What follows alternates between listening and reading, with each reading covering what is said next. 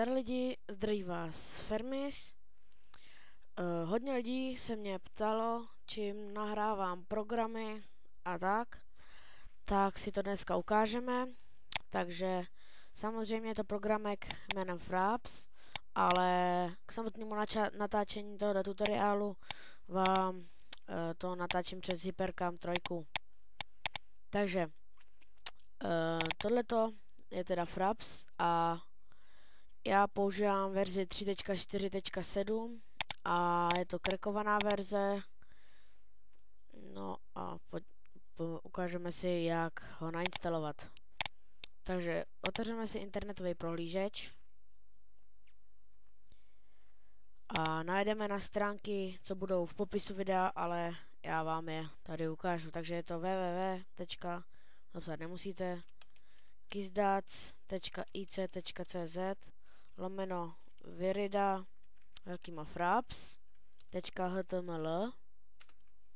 Tak a tady máte vlastně ty verze, které vám budou vyhovovat, nebo pokud máte slabší počítač, tak si stáhnete prostě starší verzi. No a tak teďkon to už máme, tohleto je teda krekovaný Fraps. A my si teda stáhneme třeba, nevím, 3.4.7. Takže mačkneme na to, uložíme si to, najdete, buď to můžete spustit tady, a nebo vlastně tohle už můžete zavřít, nebo dáte downloads a tady máme Fraps, spustíte a tady počkáte, až se vám všechno nainstaluje, tady máte tu složku, tak nainstaluje se to docela rychle, zavřete a to je vlastně všechno. Potom se vám vytvoří zástupce na ploše a kdyby ne, tak můžete dělat tohle, buď jestli máte sedmičky, tak sem napsat Fraps, to je jasný, a pokud máte XPčka nebo takhle, tak najdete na C třeba, nebo co máte na disku, program files, sakryš, co to je, myslím, že jo, tak to ne, je to přesně tady ne, tak ne do program files, ale tady máte ještě předtím, máte tady složku a tady máte Fraps, tak to můžete otevřít a skopírovat si třeba tady zástupce na plochu. A ještě k tomu nastavení, takže já to přes tohle pustím třeba.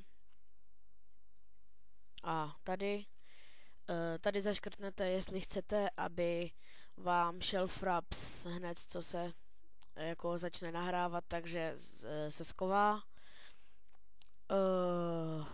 Tohleto to přesně nevím, já zase takový angličtinář nejsem, ale je to asi dobrý. Ne, fakt nevím. Tady run Fraps when Windows starts, to je, že se vám program Fraps vlastně spustí hned, co se vám načte uživatelský profil a tohle můžete nechat odškrtlý. Takže FPS, tohleto jsou snímky za sekundu, jako foto per sekund. Takže tady to si ani nevšímáme, tohleto vlastně nepotřebujeme vůbec vědět, všechno necháme. A tady, no já spustím nějakou hru, abyste to viděli, tak nevím, třeba, no, Minecraft třeba. Ježišmarja.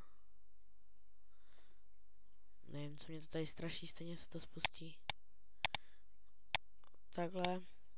Jo, a vidíte, tady máte, že tady se to zobrazuje, když to máte tady, tak nahoře, když nalevo nahoře, tak je to tady, a když tady, tak vlevo dole, a když dáte hide overlay, tak se vám to vlastně schová a nebude to vůbec vidět. Tak movies máte tady, já to mám v neupravených těch videích, kde to potom opravuju následně přes Movie Maker nebo přes After Effects. Tadyhle tím si nastavíte, čím chcete nahrávat, když chcete F10, máčknete F10, a já mám F9, tam mi to vyhovuje. Tohle jsou ty snímky za sekundu, to můžete nechat na 30, nebo to můžete prostě nastavit. Tohle je spíš pro to rychlejší počítače, já tam zatím takhle, zase tak dobrý komp nemám. Tohle to máte na 7, takže to se můžete nechat stereo. A vy tam, pokud máte XP, tak budete mít tohleto a tady si necháte mikrofon. A tady hide mouse cursor in video, takže to, že když vlastně začnete nahrávat, tak tam nebude vidět myš. A ve hrách to teda neplatí, tam většinou potom v Minecraftu například je ten křížek, to znáte. Tohle můžete nechat.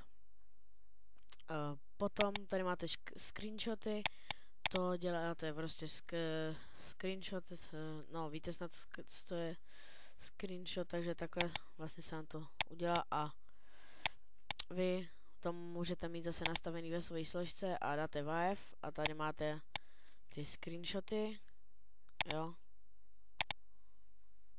No takhle, to ještě, no prostě zkouška. Tak, kde je ten fraps, tady. No, tak tady v jakým to chcete formátu, TGA, PNG, JPG, to jsou klasické obrázky, jo, a takhle tady si zase nastavíte, kde to chcete mít. No a ještě asi ta nejdůležitější věc je vlastně ta, že já například, nevím, dám Stratosphere, nevím, nebo náš tady server na singlu, jako to je mapa, to jsem si tady hrál trošku s modem, tak nevím, době například sem, vidíte tady mod vojáčci, tady když jim dáte koně, no to když tak ukážu mod Prevajev, nebo ne mod Prevajev má Minecraft, prostě představení modu nebo nějak takhle. No, takže tady jakože něco děláte a vymáčknete teda, jak máte tady F9 a to mám číslička zčervenej a v tenhle moment nahráváte. Jo? Tak. Potom, když dáte znova F9, tak se vám to zase vypne a to máte to video uložené, takže vy si dáte prostě buď můžete dát 2F, nebo prostě dáte, tady má videa, tady neupravená, jo, a tady to pustím. A vypnu zvuk, abyste mě neslyšeli dvakrát. Jo, a tady vidíte, jak vám to nahrává. Tak jo. Tohle bude k tomuhle programu asi tak všechno. A když tak napište, kdybyste něčemu nerozuměli a těšte se na další videa. Čau.